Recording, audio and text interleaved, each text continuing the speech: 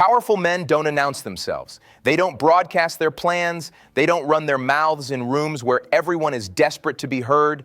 Kings, generals, CEOs, gang leaders, the quiet man at the back of the office who somehow never gets blamed when shit goes wrong. They all understand one thing you keep forgetting. Information is power, and the first idiot who gives it away usually loses. They let others talk, argue, expose their fears, their intentions, their weaknesses. Meanwhile, they sit watching, collecting data.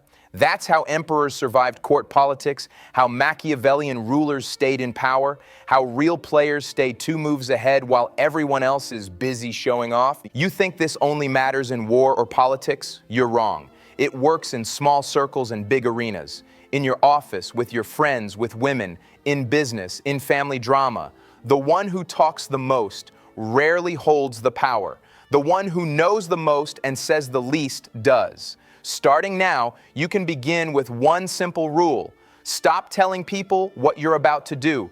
Build in silence. Let results speak. In a moment, we'll break down exactly how to use this, how to become the man who moves from the shadows while everyone else fights for the spotlight. And we'll go into all of this and much more. If you've ever watched someone ruin their own life by oversharing or over-explaining, remember it, drop a comment about it, and pay attention. And if you're tired of being predictable and exposed, subscribe and keep listening. Not as a fanboy, but as a man who has decided he's done playing the fool in public. Because here's your problem. You speak like a man who's already won, but live like a man who is still negotiating with himself. You tell your goals to people who secretly hope you fail. You share your relationship issues with friends who enjoy your chaos. You post your every move online to an audience that doesn't even respect you. Then you wonder why your plans fall apart, why people use your words against you, why you never feel safe or in control.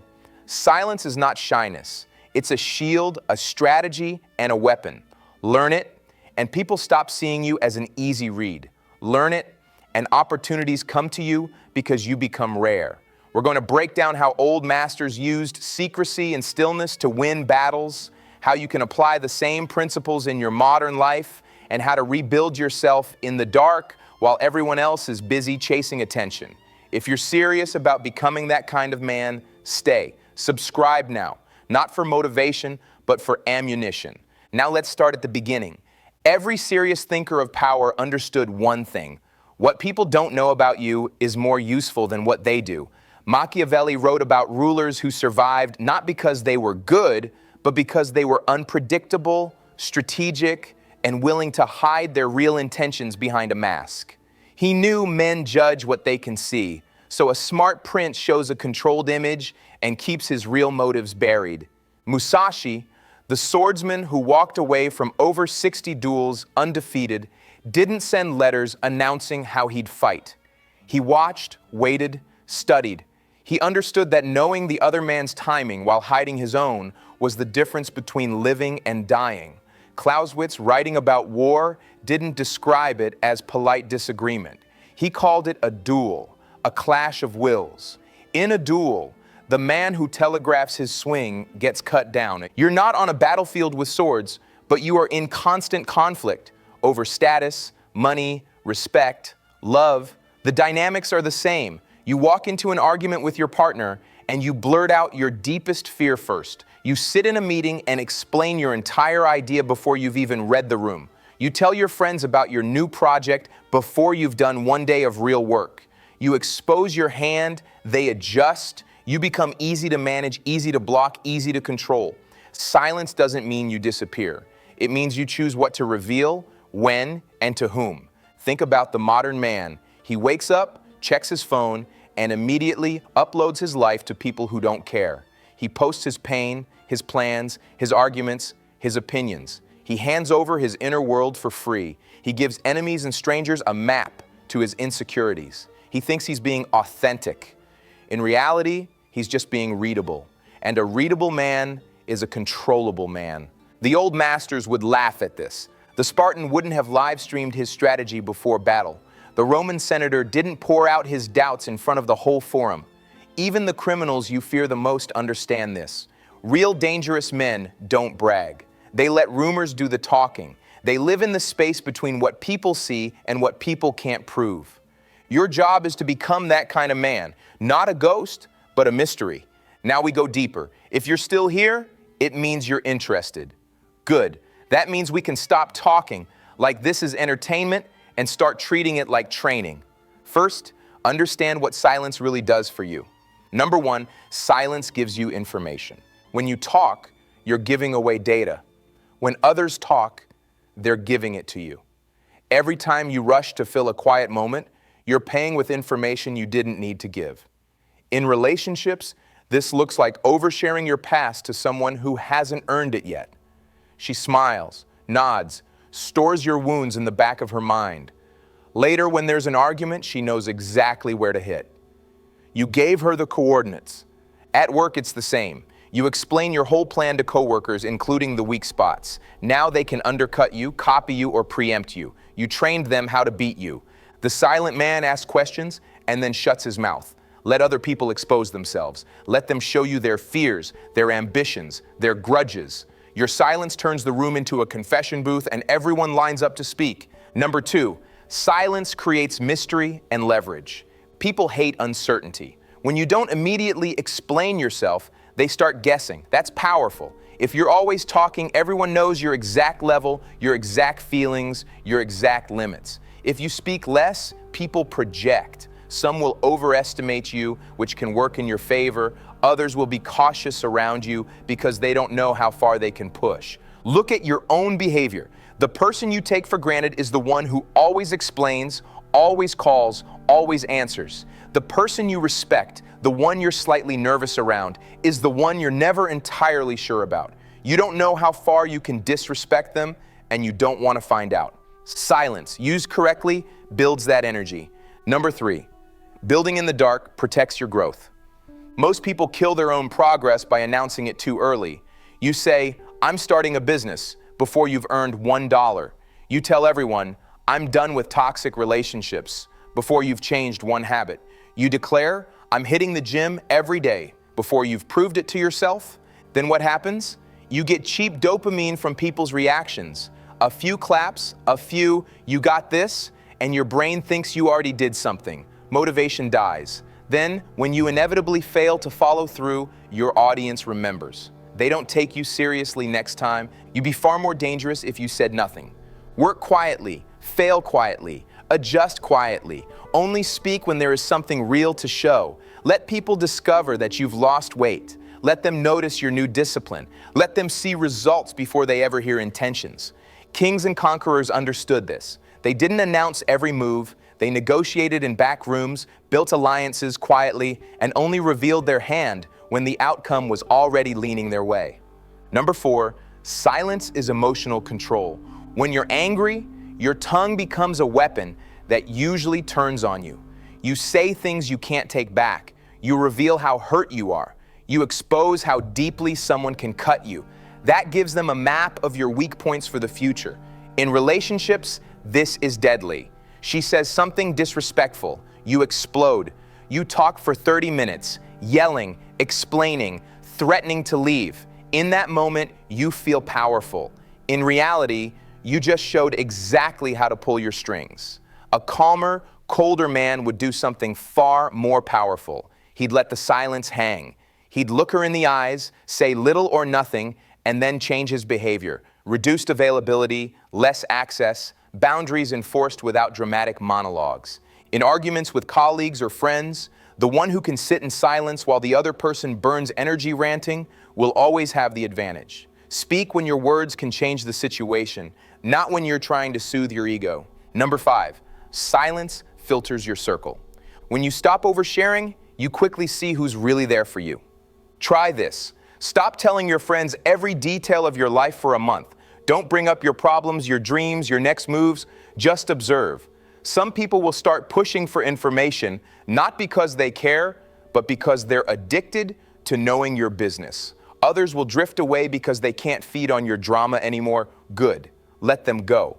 The ones who stick around even when you're quiet, the ones who are comfortable in silence with you, are rare. That's the start of a real circle. Number six, silence protects you from envy and sabotage. People don't like seeing you climb out of the place where they're stuck. If you build in the spotlight, you trigger envy early. You talk about how you're changing your life, and people smile, clap, nod. Then, when you're not looking, they throw sand in the gears. Your own family can do this. Your partner, your friends, your co-workers, not always out of pure malice, often out of discomfort. Your growth makes them question their own stagnation, so unconsciously they try to drag you back to the level where they feel safe. When you build away from the limelight, you take that power away from them.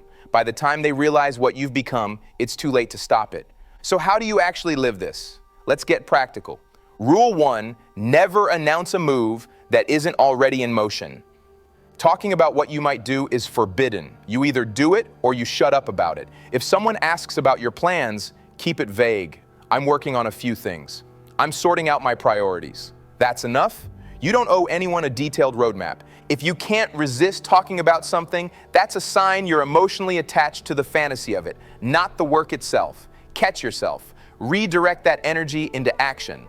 Rule 2, control your digital mouth. Your social media is your biggest liability. Every emotional outburst, every subtle, indirect post, every rant is a confession.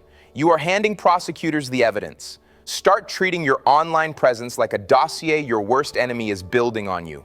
Before you post anything, ask, if someone wanted to use this against me later, could they? If yes, delete it. Use the internet to learn, to watch, to gather information, not to scream into the void about your feelings. Rule 3, in relationships, listen 3 times more than you speak. When you're with a woman, don't make your goal being understood. Make your goal understanding. Ask questions, then be quiet. Let her reveal her values, her past, her way of thinking. Don't rush to volunteer your every scar and secret. This doesn't mean being fake. It means being selective. Intimacy should be earned gradually, not sprayed out on day 2 because you're desperate to feel close. A man who reveals everything too early doesn't look deep. He looks unstable. Rule 4, in conflict, weaponize pauses. Next time someone disrespects you, don't react instantly. Don't jump into explaining why it hurt, why they're wrong, why you're a good person.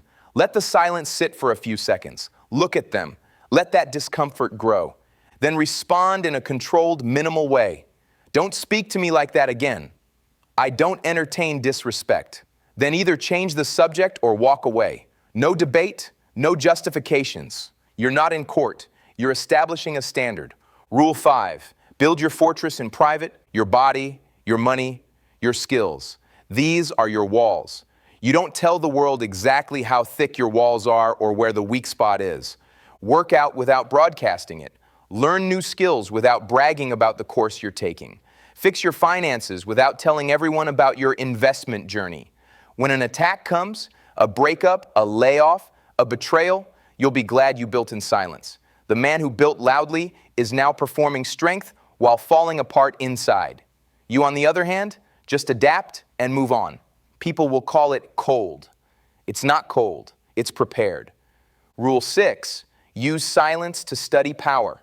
When you're in any room, workplace, family gathering, social setting, make it a game. Who actually has power here? Not who talks the loudest, not who's the most liked. Who can actually make decisions? Who does everyone look at before they agree? Who can break the mood with a single comment? Sit back, observe, let people show you the hierarchy. The talker broadcasts, the observer learns. Now, if you do all this, there's a risk. You may swing too far and become passive, detached, aloof to the point of paralysis. That's not the goal. Silence is not about hiding from life. It's about choosing when to strike. You are not meant to be invisible forever. You are meant to be unseen while you build, then undeniable when you arrive. Think of it like forging a sword. You don't bang metal in the middle of the street while everyone watches and judges every hammer strike. You forge in the heat and dark, in a place where mistakes can be fixed without an audience. Only when the blade is ready do you reveal it. The same with you. There will be moments where you must step into the light, to claim opportunities, to defend your boundaries publicly, to present your work. The difference is that when you've built in the dark, you walk into that limelight with something real behind you. If they try to test you, there's steel underneath. In future videos, we'll talk about that stage, how to reveal your work without becoming a clown, how to speak with weight, not noise, how to cultivate a reputation that works for you even when you're not in the room. We'll break down how to handle smear campaigns, how to vanish strategically when necessary, and how to reappear stronger. But for now, your mission is simple. For the next 30 days, shut your mouth about your future. Stop telling people what you're going to do. Stop explaining yourself to people who've already shown they don't respect you.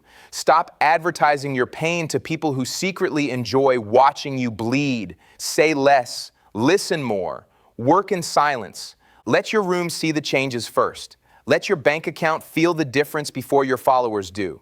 Let your body, your habits, your results become evidence of a man who chose to become dangerous in private. Then, when the time is right, you'll step out. Not as a man begging to be seen, but as a man impossible to ignore.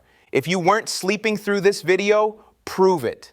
Drop a comment that says, "I move in silence," and subscribe for more, because this is just one weapon.